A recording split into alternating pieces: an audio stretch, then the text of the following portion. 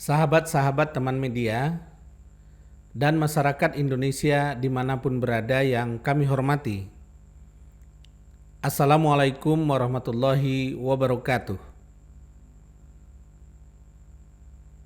Agar tidak terjadi persepsi yang keliru di tengah-tengah masyarakat dan untuk menghindari persepsi negatif terhadap pemerintahan Presiden Jokowi, Partai Demokrat KLB Deli Serdang berkewajiban menyampaikan sikap resmi terkait pernyataan AHY dari Amerika Serikat yang menyebut Kepala Staf Presiden atau KSP di dalam konflik Partai Demokrat.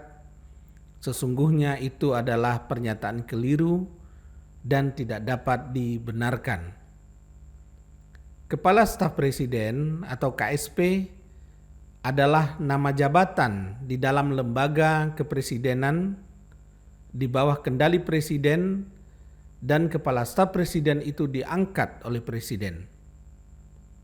Dengan menyebut nama jabatan Kepala Staf Presiden, maka AHY telah menyeret lembaga kepresidenan dalam konflik Partai Demokrat yang di dalam berbagai kesempatan disebut pihak AHY sebagai pelaku kudeta dan pembegal Partai Demokrat.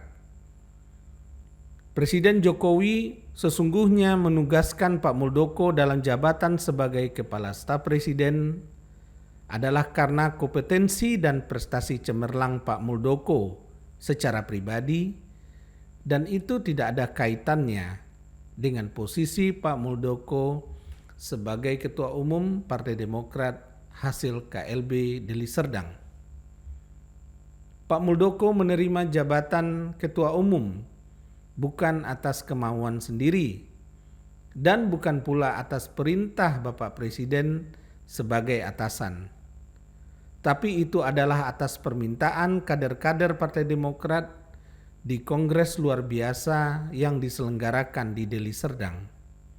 Pak Muldoko menerima amanah sebagai Ketua Umum adalah atas nama pribadi dan tidak ada kaitannya dengan jabatan beliau sebagai Kepala Staf Presiden. Hal itu sama halnya ketika SBY sebagai Presiden 2 periode dari tahun 2004 sampai 2014, dan pada saat yang bersamaan SBY juga menjabat sebagai Ketua Dewan Pembina Partai Demokrat. Secara tegas disampaikan SBY waktu itu bahwa SBY sebagai Presiden tidak ada kaitannya dengan tugas SBY sebagai Ketua Dewan Pembina Partai Demokrat. Dan itu sudah menjadi sebuah keyakinan mendasar bagi Partai Demokrat. Menko Polhukam Bapak Mahfud MD dan Menkumham Bapak Yasona Lauli juga telah menyampaikan berkali-kali secara terbuka bahwa pemerintahan Presiden Jokowi tidak pernah terlibat dan tidak ada urusan dengan konflik internal Partai Demokrat. Hal itu tentu pula termasuk lembaga kepresidenan, karena lembaga kepresidenan adalah di bawah kendali presiden dan bagian dari pemerintah.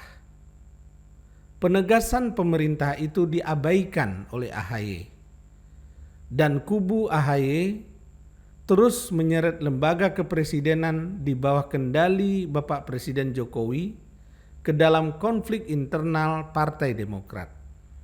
Dan kali ini AHY menyuarakannya dari Amerika Serikat. Kita tahu bahwa AHY menemani SBY ke Amerika Serikat untuk berobat dan dibiayai oleh negara di bawah kendali Presiden Bapak Jokowi. AHY sepertinya ingin merusak citra dan mendiskreditkan pemerintahan Presiden Jokowi. AHY sepertinya memiliki target untuk merusak nama baik lembaga kepresidenan dengan menyeret nama Kepala Staf Presiden ke dalam konflik internal Partai Demokrat. AHY sepertinya ingin menyeret lembaga kepresidenan di bawah kendali Bapak Presiden Jokowi seolah-olah terlibat soal kudeta dan begal politik di tubuh Partai Demokrat. AHY dan pengikutnya sudah seharusnya menjaga nama baik lembaga kepresidenan yang pernah membesarkan nama SBY. Sudah seharusnya menjaga nama baik Bapak Presiden Jokowi. Sudah seharusnya menjaga nama baik negara.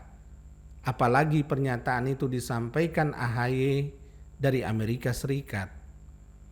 Jika KLB itu disebut AHY sebagai kudeta dan pembegal politik, maka tentu pelaku kudeta dan pembegal politik itu adalah Pak SBY sendiri.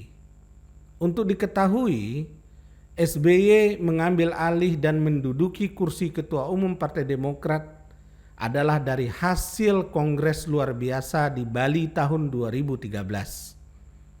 Pembegalan itu berlanjut dengan memanipulasi ADART Partai Demokrat tahun 2020 yang memasukkan nama SBY menjadi pendiri Partai Demokrat berdua dengan almarhum Bapak Vence Rumangkang. Padahal pendiri Partai Demokrat adalah 99 orang dan di dalam akte pendirian Partai Demokrat, SBY tidak termasuk sebagai pendiri. Setelah Pak Vence Rumangkang meninggal dunia, seolah-olah pewaris utama Partai Demokrat tinggal satu orang, yaitu SBY. Ketika maju menjadi calon gubernur DKI, AHY yang berpangkat mayor diminta oleh SBY untuk keluar dan berhenti sebagai prajurit TNI. Saat itu AHY bukanlah kader Partai Demokrat. AHY ternyata kalah telak di putaran pertama pemilihan gubernur DKI. Namun kemudian SBY mengangkat AHY menjadi Ketua Komando Satuan Tugas Bersama atau disebut Kogasma di dalam Partai Demokrat, yang strukturnya tidak pernah ada di dalam ADART. Ketika SBY menjadi Ketua Umum dan AHY menjabat sebagai Ketua Kogasma, perolehan suara Partai Demokrat di dalam pemilu terjun bebas. Perolehan suara Partai Demokrat terendah sepanjang sejarah Partai Demokrat berdiri. Namun SBY tetap berusaha menaikkan kelas AHY menjadi Wakil Ketua Umum. Tapi SK AHY sebagai Wakil Ketua Umum tidak pernah ditemukan di dalam sipol KPU. SBY kemudian menaikkan kelas AHY menjadi Ketua Umum yang menurut pengakuan beberapa pihak yang mewakili atau yang memiliki hak suara, pemilihan AHY sebagai Ketua Umum itu tidak melewati tata cara sebagaimana layaknya penyelenggaraan Kongres Partai Demokrat. AHY dengan kekuasaannya yang berlindung di bawah ADART Partai Demokrat tahun 2020 telah membawa partai ke dalam tradisi tirani, tradisi oligarki totaliter dan otokrasi. AHY menutup ruang perbedaan pendapat, memecat kader jika tidak sejalan, dan tradisi itu mirip dengan gaya kepemimpinan diktator Hitler. Oleh sebab itu, kami menghimbau AHY dan pengikutnya untuk berhenti mengelabui rakyat, berhenti memutarbalikkan kenyataan. Mari kita bersikap kesatria, gentleman, sportif, dan jujur. Terima kasih atas perhatian sahabat-sahabat media. Terima kasih atas perhatian masyarakat Indonesia. Wallahu muwafiq ila aqwamit thoriq. Wassalamualaikum warahmatullahi wabarakatuh.